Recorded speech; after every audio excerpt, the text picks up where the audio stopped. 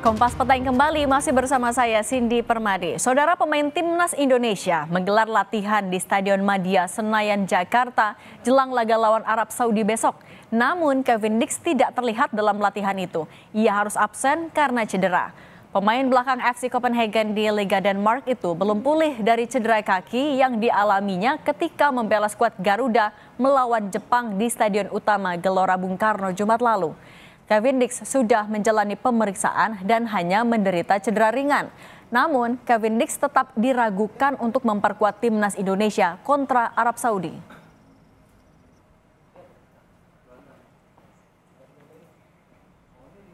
Bek timnas Indonesia, Calvin Verdong menegaskan para pemain bersemangat untuk meraih kemenangan dalam laga melawan Arab Saudi besok, meski kalah 0-4 dari Jepang. Calvin Verdong menyebut mental para pemain timnas sudah kembali bangkit.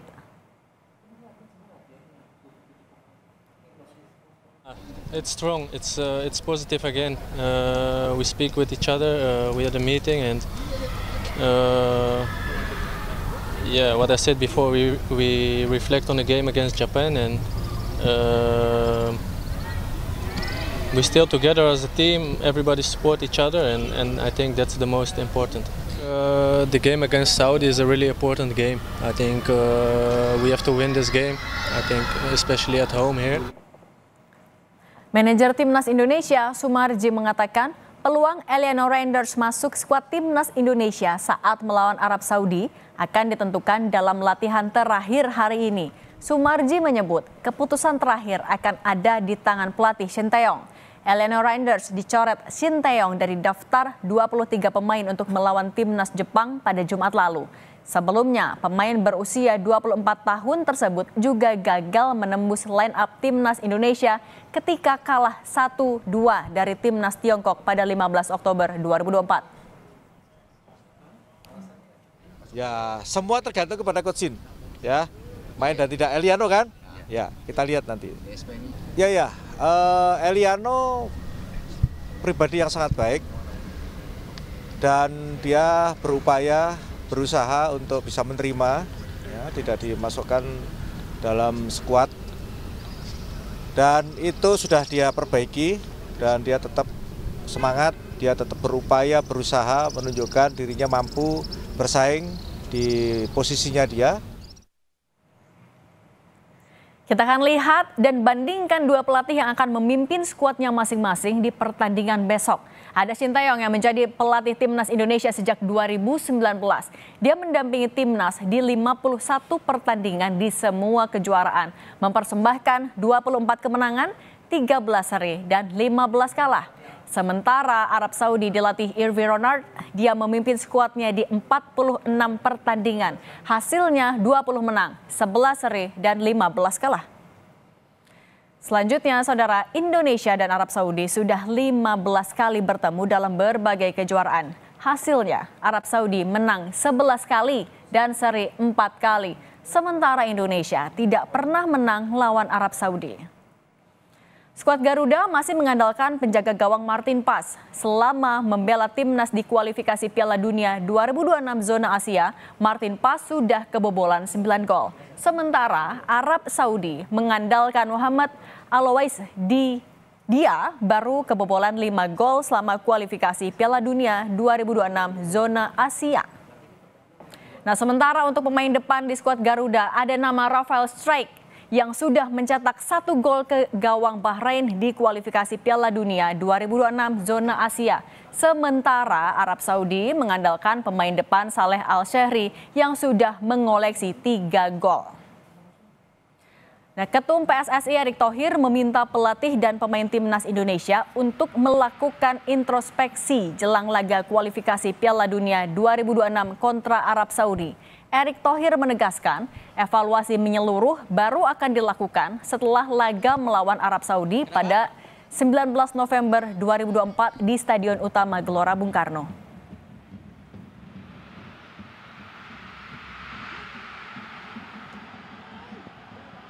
Saudi ini kan bagian bagaimana kita harus mendapatkan poin, dan tentu setelah game dengan Saudi ini seperti yang saya sampaikan kemarin waktu rapat ketemu mereka, ini akan menjadi evaluasi besar-besaran. Bahkan kemarin kan yang saya sampaikan di locker room bahwa kita semua percaya tidak dengan proyek besar ini. Ya kan? Kalau pemain tidak percaya, pelatih tidak percaya, ya saya siap mundur. Gitu dong. Ya dong, kalau nggak percaya ya selesai dong. Kan proyek ini yang kita bangun. Timnas harus menang dalam laga melawan Arab Saudi besok jika ingin tetap menjaga asa lolos ke Piala Dunia 2026 masih terbuka. Apa yang wajib diwaspadai dalam pertandingan itu? Kami akan bahas bersama pengamat sepak bola, Bung Wisli Huta Galung. Bung Wisli, apa kabar? Kabar baik, Mas Nidi. Bung Wisli, kita kan kalau lihat hitung-hitungan kayak kita mulai semakin tertekan ya. Sisa 5 pertandingan lagi. Dengan Arab Saudi yang coachnya baru, Irvi Ronald. Seperti apa peluang kita besok? Saya melihat Arab Saudi ketika menghadapi Australia muncul rasa khawatir nih Mbak Cindy bahwa Arab Saudi di tangan Hervé Renard kembali ke bentuk menjelang menuju bentuk terbaiknya ya ketika mereka pernah tampil memukau di Piala Dunia kemarin bahkan mengalahkan Argentina. Jadi kehadiran Renard yang sudah 4 tahun sebelumnya mengelola timnas Arab Saudi sebelum dia pindah ke timnas putri Prancis ini sebuah kerugian bagi kita sebenarnya. Saya melihat di era Mancini masih ada uji coba ya coba-cobalah permainan bentuk Arab Saudi dibandingkan yang Renard yang sudah bisa pakem, dia sudah mendarah daging di timnas Arab Saudi. Nah, kalau soal kita sendiri nih, kalau kan ada kansnya Eliano Reinhardt yang masih ada duduk di bangku cadangan, belum dimainkan. Kalau kansnya untuk melawan Arab Saudi, seperti apa besok? Ini yang menjadi pertanyaan kita semua ya, Cindy. Kabarnya Eliano yang minta itu STY, tapi kemudian STY juga yang mengatakan bahwa Eliano belum bisa mengikuti standar yang diinginkan. Kalau menurut saya sih, mendingan kalau memang tidak cocok dengan gaya bermain disebut tidak cocok untuk menghadapi Jepang. Tapi kan kemarin situasi ini kan banyak bisik-bisik keributan terjadi di internal PSSI ketika kita menghadapi Cina dengan dicoretnya Eliano. Dan Miss juga menghadapi situasi tidak menyenangkan dengan tidak kejelasan Eliano dicoret. Jadi ini situasinya harus diperjelas sih. Benarkah Eliano itu bukan pilihan STY dan tidak cocok untuk main? Karena tim ini tidak gantung pada satu pemain saja. Bahaya kalau kita katakan Eliano masuk kemudian semuanya beres. Itu bahaya itu. Nah, kalau ngomongin juga soal peluang pemain kan kalau yang kemarin saat Jepang hanya ada 2 pemain tanah air yang diturunkan. Kalau menurut Bung Wisli, peluang pemain dalam negeri akan diturunkan lebih besarkah besok atau justru Coach STY kayaknya bakal cari aman dengan dominasinya adalah naturalisasi? Ya, ini yang kita tidak tahu ya. Kita tunggulah seperti apa strategi Sintayong. Tapi memainkan, saya tidak menyebutnya pemain dalam negeri luar negeri ya, tapi yang kita sekarang dapat ini kan ada pemain produk latihan dengan filosofi, dengan ilmu sepak bola yang berbeda dengan di dalam negeri. Karena kita memanggil anak kita yang dari Eropa sana dengan berdarah Indonesia dari keturunan orang tuanya. Tapi gaya bermainnya, filosofinya, fondasi sepak bolanya kan berbeda dengan yang dibangun di kita. Jadi itu tidak bisa dengan mudah diracik karena sejak awal saya katakan sejak kita lolos kualifikasi 2 nih Mbak Cindy, kan tidak pernah ada laga uji coba untuk menyatukan, memadukan teman-teman kita yang datang dari Eropa. Lalu masa berkumpul mereka juga sangat singkat. Dan ketika berkumpul masa singkat yang itu juga tidak ada latihan pertandingan uji coba untuk memadukan mereka. Belum lagi yang kemarin kita sama-sama baca lah, isu soal komunikasi.